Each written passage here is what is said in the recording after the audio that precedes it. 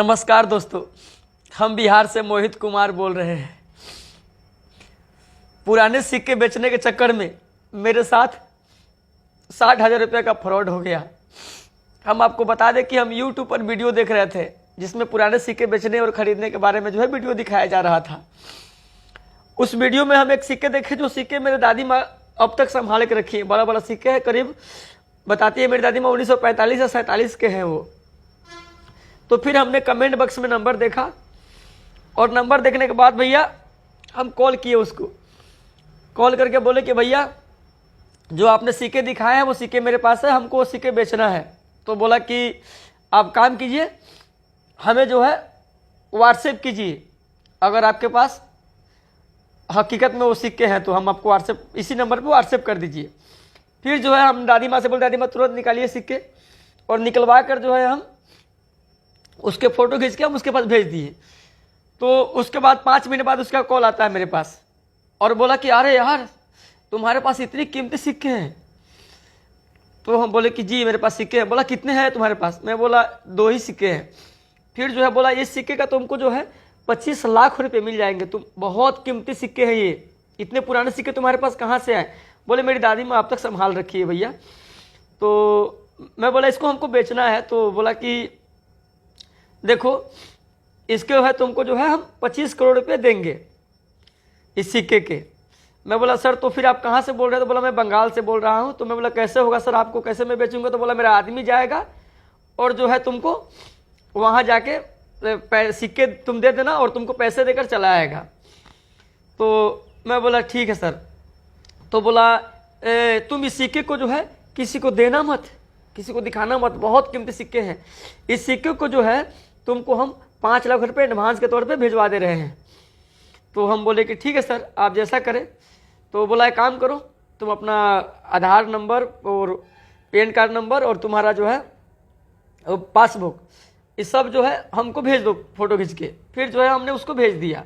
भेजने के बाद क्या हुआ कि हम दोबारा उसको कॉल का इंतजार किए। 5 मिनट बाद वो खुद कॉल किया और बोला कि काम कीजिए, आपका सब कुछ आ गया है, थोड़ी कागजी कार्रवाई हमें करनी है। इसके लिए आप हमें 20,000 रुपये डाल दीजिए।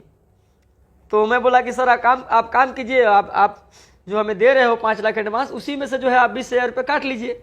तो वो बोला कि ठीक है देखते हैं। फिर कॉल काट दिया और उसके बाद फिर कॉल कर रहा है 2 मिनट बाद और बोला कि देखिए ये ऐसा नहीं हो सकता है, हमारे कंपनी के नियम के खिलाफ है, आपको 20,000 देने होंगे, क्योंकि वो कुछ कागजी कार्रवाई होते हैं, वो करने के बाद ही हम आपको ये सिक्के आपसे हम खरीद सकते हैं और आपको हम पैसे आपको अकाउंट में ट्रांसफ़र कर सकते हैं। 20,000 रुपये पहले आप दो, तभी आपको हम 5 लाख रुपये देंगे। आपको 5 लाख मिल रहे हैं ना, आपको देने में क्या दिक्कत है?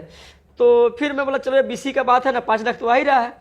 फिर हम कहा कि भैया कि 20,000 रुपया उसके अकाउंट में हम ट्रांसफ़र कर दिए अपने फ़ोन पे से। आपको हम दिखा देंगे अपने फ़ोन पे का पूरा स्टेटमेंट। तो दिखाने उसको भेजने के बाद वो बोला ठीक है आपके अकाउंट में चले आएंगे, 5 लाख रुपये चले जाएंगे। फिर 5 मिनट के बाद वो फ़ोन नहीं किया, बोला 5 मिनट आपको पैसे चले जाएंगे। फिर हम आधा घंटा बाद उसको कॉल किए। मैं बोला सर 20,000 रुपये हम डाल दिए पर आप पैसे डाले नहीं। तो बोला कि देखिए 5 लाख रुपये थोड़ा बड़ा अमाउंट है, इसके लिए आपको 40,000 रुपये और भेजने होंगे।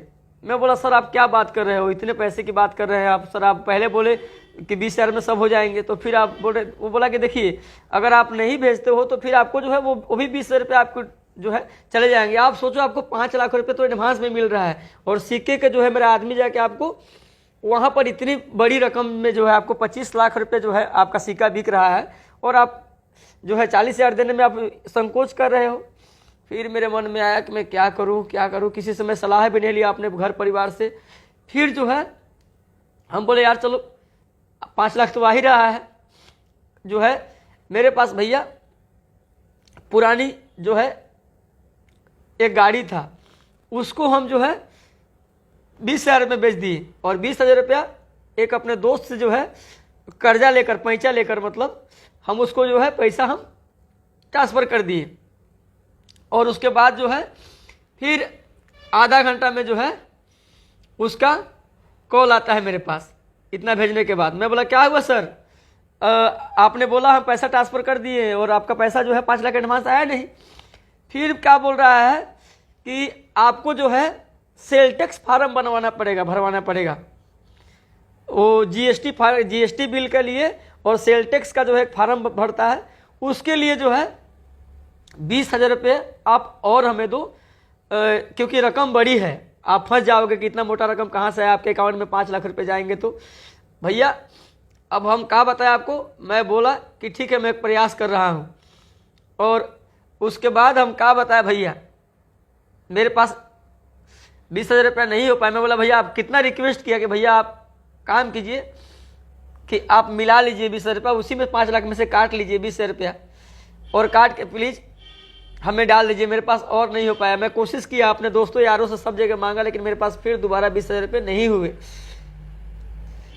इसलिए जो है 60,000 रुपये मेरे पास बाइक बेच दिए और दोस्त यार से लेकर जो है हमने उसको दे दिया, और 20,000 रुपये फिर जब दोबारा मांगा हो तो भैया हमसे नहीं हो पाया, नहीं जुगाड़ कर पाया। मैं बोला उसको कि मैं ठीक है सर प्रयास करता हूँ, लेकिन नहीं हो पाया। फिर मैं उसको कॉल करके बोला, रिक्वेस्ट किया कि सर आप कॉल तो प्लीज़ हमें पैसा वापस कर दीजिए, या फिर आप उसी में से काट कर जो है हमें वो 5 लाख एडवांस भेज दीजिए। आप 25 लाख में बोल रहे हैं ना, आप जो है 5 लाख में आइए, दोनों सिक्का दे देंगे। हम उसके आगे इतना रोए गिरा है भैया, हम आपको क्या बताएं। मेरा पापा को खबर चल गया है कि वो बाइक बेच दिया है, वहाँ घर से भी गुस्सा आएगा, हम किसी को बताए नहीं है। बहुत दर्द में है भैया। आप सबसे रिक्वेस्ट है कि आप सब ऐसे कॉल में कभी ना फंसे। कोई पुराने सिक्के नहीं बिकते हैं भैया, कोई पुराना सिक्का नहीं बिकता है, सब झूठी बात है भैया। हम फंस गए भैया। आप सबसे निवेदन करते हैं कि आप सब प्लीज़ कभी ऐसे बहकावे में ना पड़े, ऐसे फ्रॉड के चक्कर में ना पड़े भैया। हम तो गरीब आदमी, उतना कैपेसिटी नहीं था मेरा, 60,000 रुपया मैं गंवा बैठा। उतना अनजान था मैं, ना पढ़ा लिखा नहीं हूँ मैं, 8वीं क्लास तक पढ़ा हूँ, इसलिए मैं फंस गया। आप सब भाई से निवेदन है कि ऐसे फ्रॉड कॉल में ना पड़े। सभी को प्रणाम भैया। हम तो बहुत दुखी है आज।